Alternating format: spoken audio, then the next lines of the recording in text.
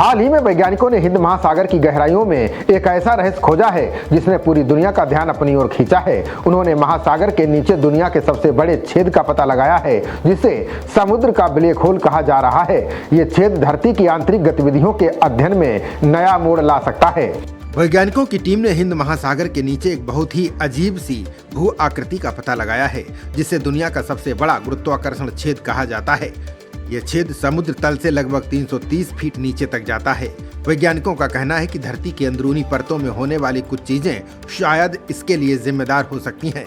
अब वैज्ञानिक computer model और धरती की अंदरूनी परतों की समझ का इस्तेमाल कर इसके विषय में पता लगाने की कोशिश कर रहे हैं।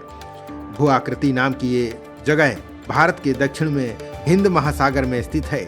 इस जगह की सबसे हैरान करने वाली बात यह है कि इसका निचला हिस्सा बिल्कुल सामान्य है। वहाँ कोई बड़ा गड्ढा या फिर ज्वालामुखी जैसी चीज नहीं है।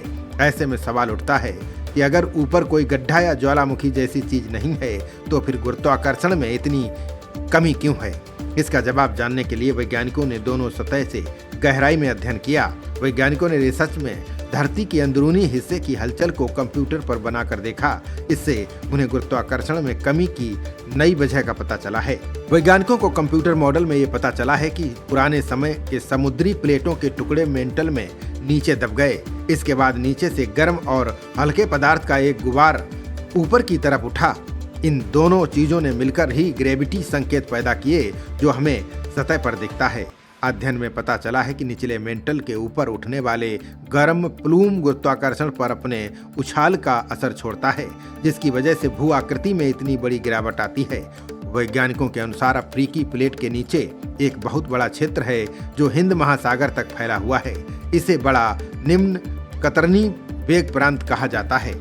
वैज्ञानिकों का कहना है कि ये जगह बहुत गर्म है, जो मेंटल में एक विशाल गर्म क्षेत्र की तरह काम करती है। जब टेथिस महासागर के ठंडे और भारी समुद्र प्लेटों के टुकड़े नीचे धंसने लगे तो अफ्रीका के नीचे मौजूद निम्न कतरनी वेग प्रांत से गर्म और ऊपर उठने वाले पदार्थ टकराने लगे, जिसकी वजह से गर्म पदार्थ और गुब्बारा ऊपर उठना शुरू हुआ।